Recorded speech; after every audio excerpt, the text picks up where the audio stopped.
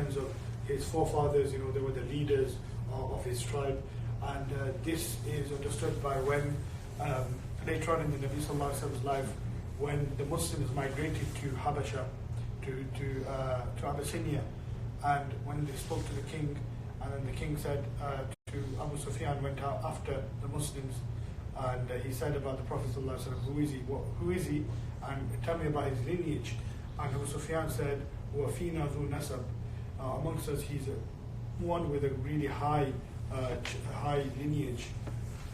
And it's really sad that we know the names of actors and actresses, but we don't really know the name of the Nabi Sallallahu Alaihi Wasallam. The name of the Nabi Sallallahu Alaihi Wasallam goes back to the names of his forefathers. So we have the lineage of the Messenger Sallallahu Alaihi Wasallam is preserved 20 generations, and that's what is preserved and agreed upon, that these were actually the 20 generations, all the way back to a man called Adnan, who was he was extraordinary amongst his peers, and he outshone a lot of them. As we can see, as we'll see, the rest of the grandfathers of the Nabi Sallallahu Alaihi Wasallam, but especially Adnan is someone who outshone them, and is preserved up to Adnan. And can you remember how many generations Adnan was in terms of grandfather lineage? 20. 20, yeah. So the 20 generations are preserved, and beyond that, so like some people, like we know Mullah Tariq Jamil, with all of his talks, he does this thing where he says who the Messenger Sallallahu Alaihi Wasallam was, all the way back to Adam alayhi salam, right?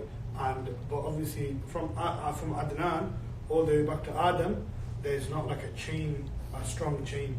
And the Prophet Sallallahu Alaihi Wasallam has reported himself to have said, when he went back to Adnan, he said, beyond that, the genealogists have heard Kadaban, Nasibun, the genealogists have heard beyond that point. And it's reported by Aisha radiallahu ta'ala anha as well, that beyond Adnan, it's not like authentic, that we don't know who the chain of lineage of the Messenger Sallallahu Alaihi Wasallam was. But what we do know is Muhammad Sallallahu Alaihi Wasallam was the son of Abdullah, who was the son of Abdul Muttalib, yeah. who was the son of Hashim, who was the son of Abd Manaf, who was the son of Qusay, the son of Kilab, the son of Murrah, the son of Ka'b, the son of Luway, the son of Murrah, the son of Luway, the son of Ghalib, the son of Fihr, the son of Malik, and then the son of Nadar, and then it goes to Nadar, then Kinana, then Khuzaymah, then Mudrika, then Ilyas, then it goes back to Mudar, then his grandfather is Nazar, then is Ma'ad, and then it's Adnan. So these are the 20 generations that go back of the Messenger Sallallahu Alaihi Wasallam. So from these 20 generations, here we go back to 1, 2, 3, 4, 5, 6, 7, 8, 9, 10, 11. So this is like the 11th generation going back, and this is Fihr, and he was actually known as Quraysh. And I spoke about what Quraysh means as well. What was the meanings of Quraysh that were given by the people of Seerah. So Quraysh, according to some linguists, is one of the biggest whales in the sea, and it's dominant over all the other whales, meaning it can eat all the other fish. It's like the king of the sea, and that's how the Quraysh were in terms of all the other tribes. But Quraysh, amidst all the other tribes, they were the leaders, and they were like unrivaled in their military capability and in their prosperity economically. The Quraysh were really far ahead there, and this is why the Quraysh were distinct and they were known as Quraysh. And there's other reasons why the Quraysh were known as Quraysh, but this is one of the main reasons given. So we're going down. So Quraysh was actually Fihr, and then he was nicknamed Quraysh, and then his whole progeny became the tribe of the Quraysh. And he had a son, Ghalib and Harith and Luway and Ka'b, and then this, and then Murrah, and then from Murrah, Kilab, and then Qusay. So about 400 years after after the birth of Jesus, Qurayshi, by the name of Qusay, who was here, married into the Banu Khuza'ah. So the Banu Khuza'ah was the tribe we were talking about before, and he married the daughter of Hulayl ibn Hubaysha. He married the daughter of Hulayl ibn Hubaysha, and Hulayl ibn Hubaysha was the chief of Khuza'ah.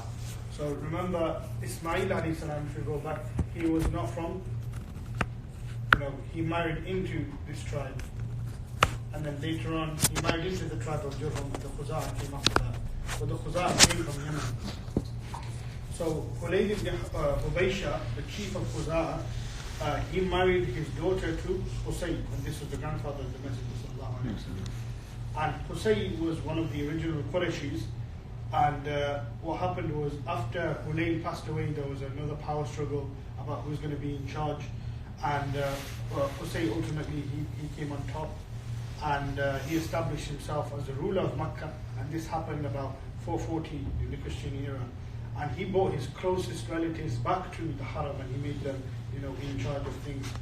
And these tribes, the Zuhra, Taym, Makhzum, as we can see. And these were known as the Quraysh of the Hollow. And the rest of his relatives, they were known as the Quraysh of the outskirts. Adi, Amr, Jum and Saham. These were known as Quraysh of the outskirts.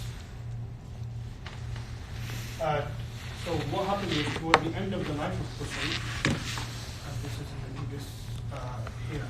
So to Qusay, remember, he was one of the big leaders of his tribe, and he overtook from Banu Khuzaa. I don't get why he's taking so long. Qusay overtook from Banu Khuzaa, and he established rulership for him. And what happened was, he had to pick from one of his sons. So here's Qusay, and he had sons, Abdul Dar, which is his oldest son, and then he had Abdul Manaf, which was his second oldest son, but he was the most capable of his sons in terms of leadership. He had those leadership qualities. And the four sons of Qusay. And this is kind of important, because what happened here is everyone from the tribe, meaning even the cousins, so Qusay's brother tribes, the Zuhra, Taym, Makhzum, they all acknowledged that Abdul Manaf was the most capable of leaders, and he had the most charisma. But despite that, Qusay chose his oldest son, who was the least capable, Abdul Dar, to take the leadership after he died. So what happened was, Qusay passed away. And after Qusay had passed away, there was another, even Abdul Manaf, he acknowledged, he said, okay, my father said Abdul Dar is going to take over, and I'll do the bayah to him, and he will be the leader of the Quraysh. But everyone, they weren't agreeing. The rest of the tribesmen, the rest of his family said no, and there was a huge support for Abdul Manaf to take over. And Abdul Manaf was someone who was known as exceptional, and what happened was the tribes of Zuhra and Taym, they gave support and pledged their allegiance to Qusay. And how do we know they pledged their allegiance to Qusay? We said it last time. What was how did we know? Yeah, what about that? They shake hands? They didn't shake hands. There was a special thing that they did. Can you remember? That's what we did last time. Can you remember what they did? They were known as the scented ones. Dip their hand in the scent. Yeah, they would dip their hand into scent, right? And this is how they became known as the scented ones. So whoever pledged allegiance to Abdul Manaf, they were known as the scented ones. But obviously Abdul Dar, he also had support, from the other people, in other family as well. And there was a huge tension between the two parties. And in the end, and this is I think the most important part, Abdul Dar, he was in charge of the keys of the Kaaba, and Abdul Manaf, he was in charge of facilitating the pilgrimage. So the food and the water, looking after all the pilgrims, it was a huge, this is what the Quraysh were here for. And he was in charge of this, and this is how they split the responsibilities, and there was a sort of like a treaty between the two. And then what happened is, another power struggle erupts. And now Abdul Manaf is so Abdul Manaf is here, and he has sons. And these sons are Abdul Shams, Hashim, who is eventually becomes a great-grandfather of the Messenger sallallahu alaihi wasallam. Then you have Muttalib, and this might sound familiar because you have Abdul Muttalib, and Abd in the Arabic language means Slave of. So how is it that Abdul he became the slave of Muttalib, his uncle? We're going to look into that in a few moments. So you have Muttalib and you have Nawfal, who is the other son. So Abdul Manaf, how many sons did he have? 4. 4 sons. And they were Abdul Shams, Hashim, Muttalib, and Nawfal. And what happened was, you had Hashim, he was the most capable son of Abdul Manaf. And that just goes to show, they did have this tradition of, the oldest son, he will take over, but they did recognize, maybe the oldest son, a lot of the time, isn't capable. And, it's given to the most capable son. And they recognize people based on their merits, not just based on, like, their, birthright, as they might call it, And this is what happened in the Western world at the time. People were, succession was by birthright. But this was, based on the most capable. So Hashim was one of the most extraordinary individuals that came out from the tribe of Quraysh, to such an extent that even though he came before the Messenger sallallahu alaihi wasallam, the Quran speaks about what Hashim established, and Hashim was the one who sort of widened the economic landscape of Makkah. He is the one who, not just Makkah, but the Arabian Peninsula, and he's the one who masterminded, the trade routes. Before him, actually, Makkah was not really on, apart from for religious reasons, obviously, Makkah was not really on the map. And he's the one who put Makkah on the map and made it the center of, of trade.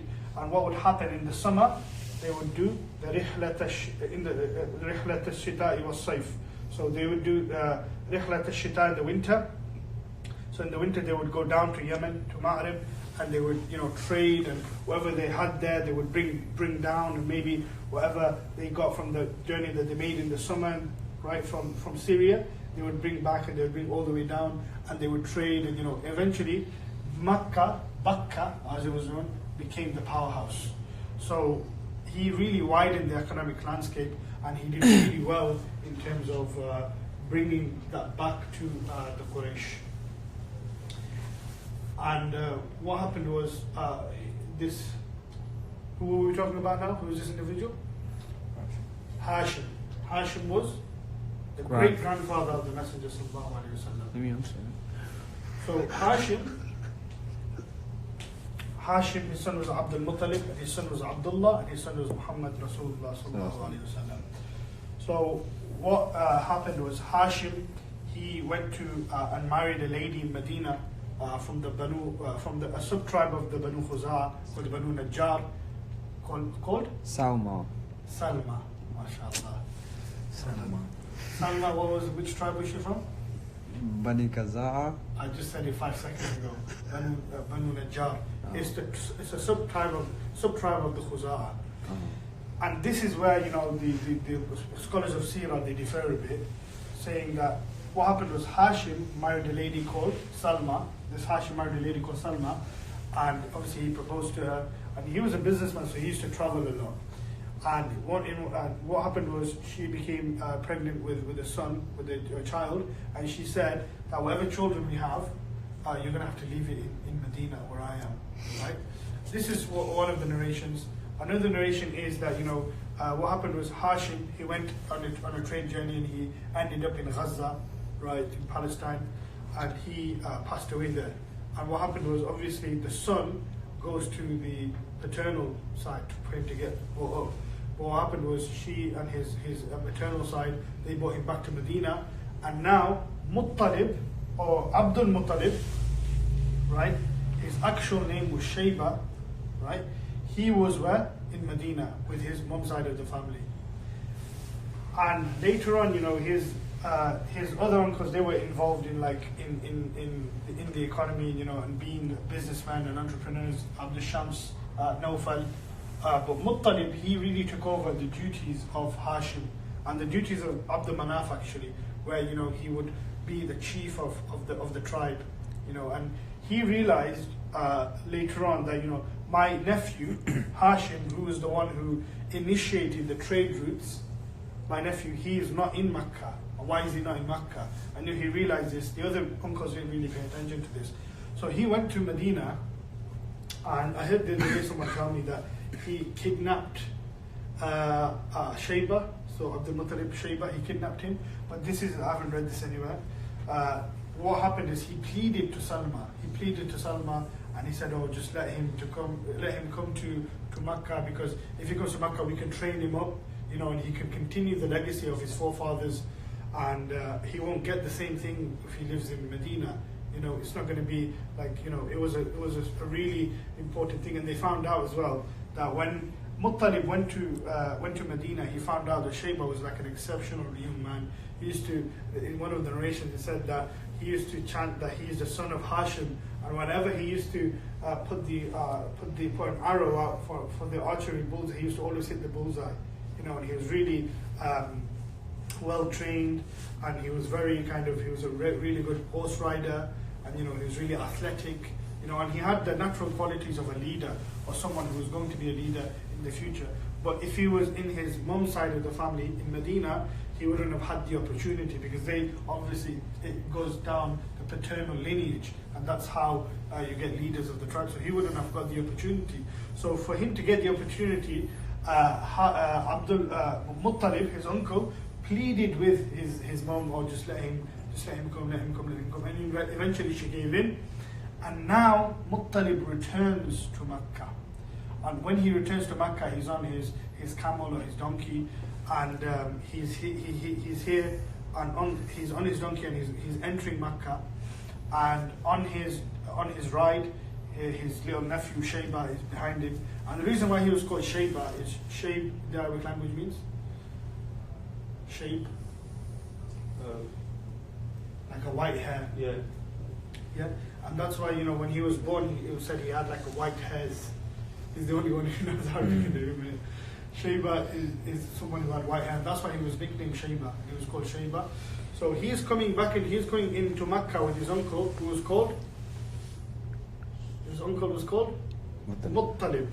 Yeah, his uncle Muttalib, and he's coming into Makkah, and everyone's like, "Oh, which slave has Muttalib got?" And they started calling him Abdul Muttalib based on that. So then he became more known as Abdul Muttalib than his actual name, which was Hisham. Right? This is like, when someone becomes more famous. Remember, we talked about in Mustalah al-Hadith, when someone becomes more famous by a nickname that people ascribe to them than their actual name, like Abu Hurairah, right? People don't know his actual name, but they know him by his nickname. So Abdul Muttalib, he became famous by Abdul Muttalib, and everyone started calling him Abdul Muttalib. Because originally when I first heard Abdul Muttalib, because Abd is usually, the slave of someone, right? And Muttalib is the one who, who gives. So I think is that one of the names of Allah, but it's not. This was how it came about. And people thought he was the actual slave of Muttalib, and that's why he became known as Abdul Muttalib. What was his actual name? Shayba. So, okay.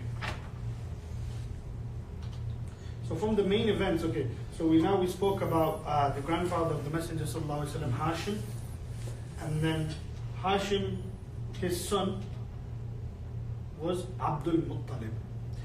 Abdul Muttalib, he obviously, when he came back to Makkah, he grew up in Makkah. Later on, he obviously had his youth, maybe an adolescence, early adolescence in Medina.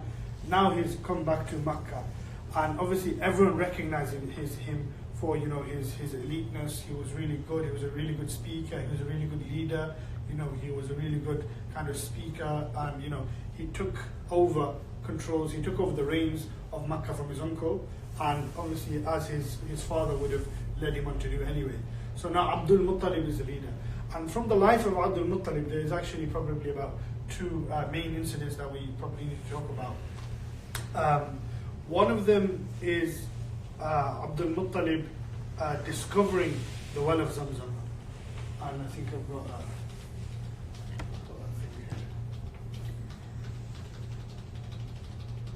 Chivalry. Okay, the well of Zamzam, right? The bucket of Zamzam, a well of Zamzam. And the well of Zamzam doesn't really look like this. I don't really know what it looks like because they blocked it off. Right? There's some pictures on Google, but I don't think that's really accurate. Allah Ta'ala Alam. So there's got a picture of the bucket of Zamzam. So, in the life of Abdul Muttalib, the second, actually, one of the most important things in the life of him, I said two incidents were mentioned. One is the rediscovery of Zamzam. Why did it need to be rediscovered? Why was it lost? How was it lost? Because they weren't using it. There was other forms of water. But what happened? How was it lost? You said you didn't want to recap, so you should have. Can you guys remember? They hid it. They hid it. Yeah. So remember when the Banu Adnan chased out the Khuzai people in Mecca, remember, because they oppressed the people and they brought a lot of things, a lot of practices into Mecca. They were chased out. When they were chased out, they hid and buried a lot of things. But the people that helped them, right, they didn't really care about it because they thought there were other forms of water and there were other things available around here. So we don't need to search for Zamzam. And it wasn't really important to them because they didn't have that connection to Ismail alayhi salam as the Banu Adnan did. So what happened was, this well of Zamzam was lost, but the well of Zamzam held a lot of significance to the tribe of Quraysh. And the reason was the well of Zamzam was the well that gave Ismail alayhi salam water when he needed to, and the whole rites of the Hajj in terms of Safa and Marwa, and going from Safa to Marwa. Who was the one who went from Safa to Marwa? Seerah. No. Seerah. No. What's the name again? Starts with S. Nope. Starts with H. Halima? Hajar. Hajar. So Halima. she was the one, who had to travel from Mecca to from Safa to Marwa in search of water 7 times, and we do this to resemble her actions and the struggle that she went through. And eventually Zamzam was found, and Zamzam kept on gushing. And what happened was it was lost for all these years. And Abdul Muttalib, one day he sees a dream, and the translation, he sees someone telling him, an angel, dig up Tayyibah, dig up this pure thing, and he's asking what is Tayyibah, and they go away. And the next day, another angel comes to him in his dream and said, dig up the barakah, dig up the thing full of blessing. And he said, what is this thing? But obviously he had known about Zamzam, right? Because obviously the stories had passed down, the legend of Zamzam would have been passed down. But obviously it was lost and no one knew, there was no remnants left of it. And then the angel came again the next night and he said, dig her, thou shalt not regret, for she is thine inheritance from thy greatest ancestor. Dry she never will, nor fail to water all the pilgrim throng. Okay, in English, that was, dig the well of Zamzam, because this is the well full of barakah and blessings. And Zamzam, the way it's transmitted to us in terms of what it means, is something which never stops. And the well of Zamzam is something that will never cease to give water. And what happened was, at this time, Abdul Muttalib, even though he was the leader of the Quraysh, he only had a single son. And this single son was? Abdul Muttalib had one son at this time. And what was the son called? Harith. Harith, I mentioned this before. So Harith, along with the help of this one son Harith, he started digging in the middle of like a random place near the sanctuary, near the Kaaba. And everyone's coming around, they're like, what are you digging for? And they said, no, I'm digging for the Zamzam. And they all start saying, oh, you're ridiculous, how are you going to find the Zamzam? And then when they did, right, everyone tries to claim it now. Oh no, but that was ours anyway, from before. This is what people do nowadays as well. People start thinking it's theirs now. They try to usurp it, but obviously it remained under the command of Abdul Muttalib. So he, along with his son Harith, he rediscovered the well of Zamzam. And this is one of the most important things of his life. Because since Abdul Muttalib's rediscovery of the Zamzam, till this day, we drink the water of Zamzam. And what happened at this time, how many sons did Abdul Muttalib have? A single son. So obviously he was, and obviously from the, what would I say, from the vices of the dunya, when you have something, you want more. Even though he had a son, obviously you want more. It's a natural thing to have. Abdullah, the father of the Messenger sallallahu alaihi wasallam. One says, وَفِينَا ذُو نَسَبٍ. Amongst us, he is a person of lofty lineage. Yeah? And this was acknowledged by the rest of the Quraysh. Even his enemies acknowledged this. So what happened was, he had this. Abdul Muttalib. He made an oath. He made an oath that he would sacrifice his son, and this kept on happening. And then what happened was Abdullah and his mother. We do it. Okay, so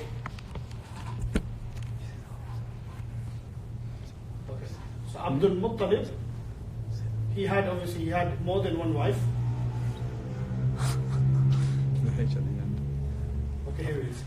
So Abdul Muttalib, he had a wife called Fatima, and he had a wife called Hala, and these were his 10 sons: Harith, Atika, and these were actually involved in the life of the Messenger Sallallahu Alaihi Wasallam. So it's nice to actually hear their names now.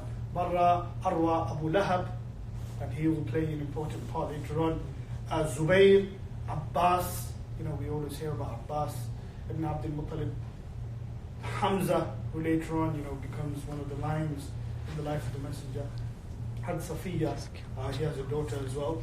So from Fatima, he has Abdullah, and these are his brothers, Abu Talib, Umayma, his sister, and Zubayr. So Abdullah, what happened was Abdul Muttalib decided to sacrifice, and he was going through with it, right? He got the knife and everything, and then guess what happened? You wouldn't cut. The knife wasn't sharp enough. And this, when we say history repeats itself in his lineage, going back to Ibrahim alayhi salam, when Ibrahim alayhi salam says to his son, Inni ara fil manami anni adbahuka fanzur madha tara. Ibrahim says to his son that I see myself in my dream sacrificing you. And later on, so many lineages down, so many levels of grandchildren down, the same thing happens. And what happens is he's about to get another knife and continue, but the rest of the Quraysh knew about the excellence of Abdullah, and you can see when he was young, he was going to be a leader of the Quraysh, which didn't happen in the end because he passed away when he was 25. But they saw he was the most favorite son, and Fatima, his wife, pleaded with him, and his uncles from his mother's side, they came from Yathrib. So they came from Yathrib. And they came and they pleaded with Abdul Muttalib, and they eventually took him to a place called Khaybar, which was a Jewish settlement later on, and it plays an important part. And you can see some of the decisions the Messenger Sallallahu Alaihi Wasallam made later on, and how these were influenced by these earlier incidents. Because if Abdul Muttalib had never gone to Khaybar, Abdullah would never have been alive, and the Messenger Sallallahu Alaihi Wasallam would never have been born. So Abdul Muttalib goes to Khaybar. And from the advices of one of the elders, it said, he went to a soothsayer. This is mentioned in some of the narrations, but it's also said, or he took from advice from one of the elders, and they said to Abdul Muttalib that cast the lots with Abdullah's name in, and put 10 camels. And when Abdullah's name comes out, if Abdullah's name doesn't come out, if Abdullah's name comes out, then put 10 more lots full of camels, until the lots of camels comes out. So what happened was Abdullah's name was put in. A lot of 10 camels was put in, and what came out? Abdullah. Again, 10 camels were increased. So now 20 camels in there, and the name of Abdullah is there once. 1 out of 20 chance, and what happens? Abdullah. The name of Abdullah comes, and this happens progressively 8 more times. And when it reaches 100 camels, and Abdullah's name is there once, then the name of the camels comes out. And from there, it said that, the blood money for a person who dies is 100 camels. And this is where the Quraysh got this custom from. And Abdullah was saved by this. And later on in the Messenger Sallallahu Alaihi Wasallam's life, people call him Yabna Dhabihayn, son of the 2 ones who are about to be slaughtered. And that was who? Abdullah, his father, and his great-grandfather Ismail alayhi salam, who was also about to be slaughtered. So this is one of the nicknames of the Messenger Sallallahu Alaihi Wasallam, Ibn al-Dhabihayn. So Abdullah, he is saved, and what happens is another incident. The second incident in the life of Abdul Muttalib is the incident recorded in Surah Fil. Alam tara kayfa fa'ala rabbuka bi ashabil fil alam yaj'al kaydahum fi tadlil wa arsala alayhim tayran ababil ترميهم بحجارة من سجيل Inshallah, only one person knows Surah. You don't need to tell only one person knows Surah Fil, my God, that's 10 surahs. So in this surah, Allah subhanahu wa ta'ala talks about this incident of Fil. And this was the second most probably important incident that we discussed when we mentioned the story of Abdul Muttalib. And this happens fairly later on in the life of Abdul Muttalib. And what happens is, the king of Yemen, I don't know if I've got a diagram here. Okay, so he comes from Yemen. He wasn't the king of Yemen, he was one of the leaders of Yemen, and he was put into leadership by Najashi, from Habasha, from the Negus, from Abyssinia, and he was in the leadership. And what happened is he wanted to establish the Kaaba, because he saw the Kaaba was, a trade route, and a lot of people would come there to worship, and people would come there for business, and it was like a hub, and he wanted that hub to be in Yemen. Right, so he built, Kaaba, a great cathedral, and he wanted everyone to come there, and he wanted to overthrow the Kaaba. And there was difference in narration, but what happened was, one of the people from the Quraysh, obviously they didn't like this, and they heard about it. They came down, and this was some of the narrations. They took a dump in his shrine that he wanted people to come in. And it made him go ballistic. He erupted, and he said, now I'm going to go and destroy the Kaaba, and then we'll see. So this guy, by the name of Abraha, his name was Abraha. So this Abraha, he comes and he travels north. He's traveling north towards Mecca. And he travels north towards Mecca with an army of elephants. And this is what Allah subhanahu wa ta'ala records in the Quran, Surah Al-Fil. And these were the elephants Allah subhanahu wa ta'ala is talking about, the elephants of Abraha. And he had this huge elephant called Mahmud, and he mounted on this elephant of Mahmud. And he went, and they're traveling towards Mecca, and they have, a huge army.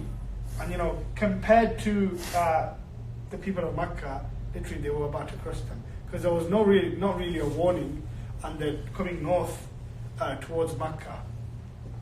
And what happens is that there's a few incidents that happen along the way. But one of the incidents that's mentioned is the incident of Abu Righal. And the Arabs to this day, they say when someone's a sellout, they call them, oh, why are you being like Abu Righal? Who was Abu Righal? Abu Righal was the guy who, when they were close to Mecca, they didn't know which way it was. So Abu Righal said first, he's like, no, I'm not going to tell you. Then they were like, oh, we'll give you some money. So they gave him some money. He said, okay, it's that way. One of those. So he was sold just for $1 and a dime. Just for a few coins, he gave up his people. He was a sellout. Right? So the Arabs to this day, if anyone's a sellout, they call him Abu Righal. Why be like Abu Righal for? Right? And he's acknowledged for his sellout behavior. His sellout behavior. So what happened is he pointed them towards Mecca. And they went, and the army arrived in Mecca. And as the army arrives in Mecca, Abraha thinks now, okay, let me get the leader of Quraysh, who is Abdul Muttalib. Let me get him. And now he's seen my army. Now, he's going to crumble in front of me. And now at least I'm going to get some apology. I don't really want to use any of my army. So I'll get some apology, and, everything will be okay. And what happened was, Abdul Muttalib, he gets him, and Abdul Muttalib doesn't even do it. Abdul Muttalib goes to him. He said to Abdul Muttalib, yeah, go on, have you got something to say? Abdul Muttalib said, yeah, I want you to give back my 100 camels that you took. And now he's thinking, I've come with my entire army, right? And to come and break the Kaaba and demolish the Kaaba, and you're asking about the 100 camels. That doesn't even make sense. Go on, what? 100 camels. So what happened was, obviously the soldiers, when they were around Makkah, they would have taken some camels, because they take stuff as they progress. So he knew Abdul Muttalib. So he's thinking, are you the leader of the Quraysh? He goes, are you the leader? Yes, I'm the leader of the Quraysh. He's like, why are you asking about the camels? I've come to destroy the Kaaba, and you're asking about the 100 camels. And Abdul Muttalib says something so profound. He said, Inni ana rabbul ibil. Like, I'm the lord of these camels, meaning I'm the owner of these camels. وَإِنَّ لِهَذَا الْبَيْتِ رَبٍّ. for this house there is a Lord and there is an owner, and the Lord of this house shall protect it. I'm only in charge of these camels, and I'm the owner of these camels, and I protect the camels, right? But Allah subhanahu wa ta'ala is the Lord of this Kaaba. And this obviously nowadays, even when we see, things, people are trying to, conspiracies about the Kaaba and stuff like that, Allah will protect the Kaaba, and Allah always protects His houses. And this is, by extension, we can apply this on the houses of Allah, the buyut of Allah subhanahu wa ta'ala, the masajid. These are also the houses of Allah, and Allah will protect them. So this was the second incident, and what happened was eventually, this makes Abraha go ballistic again, and now he's ready to come and crush the Kaaba. And what happens was that the camels, the elephants, they would just, go down and they wouldn't move forward. And they're trying to kick the elephants, whip them and whatever you do to elephants to get them going again. They do what? I think they stabbed them with that spear. They stabbed them? That's what I heard. Okay, they probably stabbed them, but the elephant's still not moving, right? It's like him when he's asleep. Elephant's still not moving, right? And what happened was they turned the elephant around, the elephant gets up and starts walking. And then they turn it back around, and the elephant stops again. So they're like, what is this? And then obviously they tried to do the rest of the... and at this point, Allah subhanahu wa ta'ala sends Ababil, right? And these are... Ababil, people call them a group of birds, a specific group of birds. And there's specific names given to these birds. But Allah ta'ala alam, these were birds which had stones in their claws. And when they would drop the stone would go right through the individual, right through the animal, right through the person. And in this way, Allah subhanahu wa ta'ala made them ka'asfin ma'kul, made them like the scoff that comes out of an animal. What does that mean? Like, for example, when an animal eats, a camel, I don't know if you guys seen a camel eat. A camel chomps, right? And this chomping leads to food coming off the camel's mouth. And this food is known as the scoff. So Allah subhanahu wa ta'ala made them like that. He made them so undignified like this. They tried and attempted to destroy the house of Allah. Allah showed them. And this incident, the incident of Fil, is documented to have happened 50 to 55 days before the birth of the Messenger sallallahu alaihi wasallam. 50 to 55 days. According to some narrations, there's it happened 2 years, 3 years. But this, because the Arabs used to, like the ancient Chinese, they used to record incidents by year, by a famous event that happened during that year. So the year the Messenger ﷺ was born was known as a year from Fil. So they would say if so-and-so was 3 years old, they were born 3 years after the incident of Fil. So this was a huge event because the people were destroyed there. And the whole of the Arabian Peninsula found out about this. Right? And this was, an incident which carried on and was remembered throughout the life of the Messenger sallallahu alaihi wasallam. And Allah records this incident in the Quran. And then we have the final thing, which is Abdullah, the father of the Messenger sallallahu alaihi wasallam, and his marriage to Amina. But before that, the time of Jahiliyyah, the time before the advent of Islam, what were the reprehensible things that happened? They used to bury their daughters alive. Okay. They used to bury their daughters alive. They used to practice infanticide. Allah records this in the Quran. وَإِذَا بُشِّرَ أَحَدُهُمْ بِالْأُنثَى ظَلَّ وَجْهُهُ مُسْوَدًّا وَهُوَ كَظِيمٌ يَتَوَارَى مِنَ الْقَوْمِ مِنْ سُوءِ مَا بُشِّرَ بِهِ أَيُمْسِكُهُ عَلَى هُونٍ أَمْ يَدُسُّهُ فِي التُّرَابِ سَاءَ مَا يَحْكُمُونَ. Allah records this in the Quran that they used to bury their daughters alive, infanticide. And there's actually a place in Mecca, if you guys go to the Haram, right outside the Haram, everywhere outside there's hotels, right? But there's this place outside of the Haram, and it's like a huge place. It's like towards the Dar al-Tawheed and those sort of hotels. You know where the Al-Baik is, the big one, on Ibrahim Khalil. When you come in. Jabal Umar, that place. You know what I'm talking about? It's Jabal Umar, the shopping center. So around there's this huge place, and hotels should be there. It doesn't make sense because there's no building there. But what we heard from one of the locals was, this was the place where what the Banat used to take place, and every building they tried to build on top used to collapse. Something used to happen to the building. So now they just left it. So it's quite an interesting thing. So, and Allah says in the Quran as well, and on what they're going to ask for, what crime did they commit on the day of judgment? You know, in Surah Takwir, Allah subhanahu wa ta'ala says, إِذَا الشَّمْسُ كُوِّرَتْ وَإِذَا الْمَوْءُودَةُ سُئِلَتْ بِأَيِّ ذَنْبٍ قُتِلَتْ. And the girl was buried alive, she will ask for what sin she was killed for. So what is things infanticide? Idol worship, paganism, this thing. But it wasn't really reprehensible to them. Reprehensible in terms of what kind of bad things practices used to happen. Usury. Usury, you know, you have this idea of loan sharks where, you know, you would give someone £100 today, you'd expect £1,000 tomorrow, and they will never be able to pay it back because you keep on increasing the interests. So this sort of loan shark behavior, what else? Okay. So widespread alcoholism and debauchery. You know, they never used to have, you know, when they used to be intoxicated, prostitution and this sort of thing. Oppression, people used to be oppressed. You know, they used to oppress the women, folks especially. You know, women were inherited, like money and wealth is inherited. They had this loan shark thing, this came up, the pathway thing. They used to practice infanticide. But at the same time, we need to acknowledge that there was some, you know, noble characteristic that these Quraysh possessed. And what were they? They used to keep to their promises. They used to do, yeah, they used to keep to their promises. Chivalry. Chivalry, good. What's chivalry? What's chivalry? Isn't that The when... act of being a gentleman. Okay, they used to have these gentlemanly characteristics. I thought you just said in the previous slide that they used to oppress the women.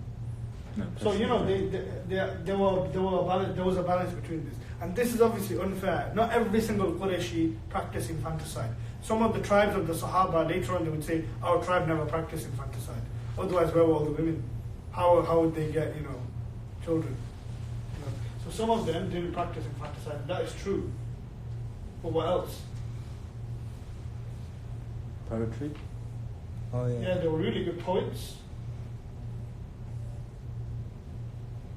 Merchants.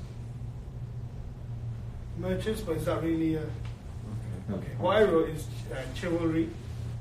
They were, you know, they had this honor kind of system, even though they didn't need to have it, right? And they had this kind of patriotism. You know, they had this. Obviously, it was exaggerated to the sense, you know, they had a sense of honor for their tribe. You know, this tribalistic kind of honor. You know, if someone did something to a person of my tribe, I'm going to get angry. I'm going to go sort them out.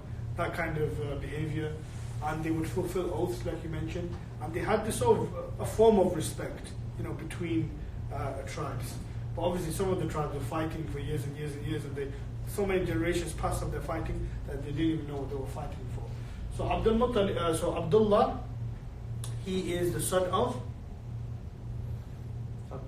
Abdul Muttalib, and Abdullah he marries into the tribe of Banu Zuhra, and this is the tribe of the mother of the Messenger Sallallahu Alaihi Wasallam, Amina bint Wahab, and he marries Amina bint Wahab. And one incident that is mentioned about the life of Abdullah is he was once passing through a place, and this woman, her name was, she was also called Fatima, and she said, oh, let me marry you, or let me fornicate with you, whatever. He said, no, I'm already fixed up to marry someone. Yeah, there's different narrations as well. Wait, wasn't she the daughter of a really religious Christian? This is according to some narrations. I know which one you're talking about. The one mentioned in Martin Ing's. Yeah. Is he mentioned in Martin? Yeah, that's what. Yeah. Okay. There's like all the incidents of Seerah, you know, there are multiple narrations for these. You know, she said marry in some, and even when he refused, I said, oh, let me, you know, because and later on, Abdullah passed again, and she said, I saw a light in you that's no longer in there. And he goes, this is when he had married Amina, and you know, the Prophet ﷺ passed into Amina, and Amina was pregnant. And she said, you know, I saw this light, and this was the light of Prophet ﷺ. And so Abdullah got married to Amina, and it said that Abdullah went on a journey, you know, he went to Sham, or some people said that Abdul Muttalib sent him to Medina, you know, to do some date trading. And what happened was when he comes back, before he is able to come back, he falls ill. Not with the coronavirus, but whatever wabah and illness was there. And he passes away eventually in Medina, in Yathrib. And Amina now is by herself. And she comes, and the Messenger ﷺ is raised in the house of his grandfather. And what happens is the Messenger ﷺ is still there to this day. The birthplace of the Messenger ﷺ, which is Shi'ab Abdul Muttalib, right? It's a library now, and when you go there, it says, don't pray here, don't do any bidah here, blah, blah, blah. Because they acknowledge as well, according to most of the narrations, this is exactly where the Messenger ﷺ was born, not too far from the Haram, just a short walk. And the Messenger ﷺ was born in the house of his grandfather. And Fatima and his mother Amina was a single mother, and she raises the Messenger ﷺ by herself with the help of his grandfather. And what happens is the death of Abdullah, according to the most popular opinion, the death of Abdullah happens before the birth of the Messenger ﷺ. But according to some opinions, when the Messenger ﷺ was 2 months old, this is when his father passed away. And according to some narrations, he was a year old. But the most kind of famous opinion is that Abdullah, the father of the Messenger ﷺ, was born when? The father of the Messenger ﷺ died when? Months before. Before the birth of the Messenger ﷺ. We don't know exactly, but this was it. So inshallah, next time we'll talk about the birth of the Messenger ﷺ, and we'll continue from there. Astaghfirullah, subhanallah, alhamdulillah, subhanallah, wa bihamdik, wa ashhadu an la ilaha illa Allah, wa astaghfiruka wa atubu ilayk. Any questions?